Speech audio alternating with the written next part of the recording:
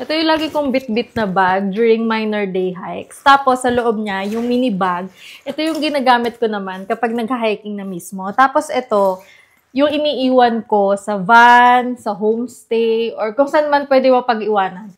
Clean set of clothes para pamalit. Ito hat. Kasi pag mainit, lalo na kapag tanghali, ang tagal talaga ng buhay niya. Hindi siya like nalolobat agad. Rechargeable din siya. Ito yung like legit talagang power bank. Yung hindi siya nagde-drain. Ito yung gamit ko. Para whole day ko nagagamit yung camera. Ito talaga yan, ginagawa ko. Pan-charge dito for Osmo Pocket 3. Ito yung extra battery niya. Usually, ito lagi kong bit-bit aside from Jollibee Burger. Usually, chocolate, tsaka chocolate at jelly ace. So, isang 500 ml na tubig, tapos Pocari yung lagi kong bit-bit. Maliit na payong.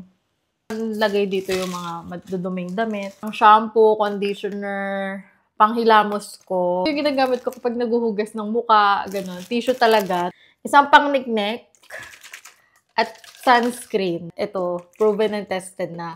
Kailangan lang talaga every hour kang mag-i-spray nito. Hindi pwedeng mawala yung Vaseline lip balm. And to. Dinadala ko lang na medicine is Simdex, Bonamine, tsaka Cetirizine. Just in case umatake yung allergy. Yan. Siyempre, phones. Dito. Power bank.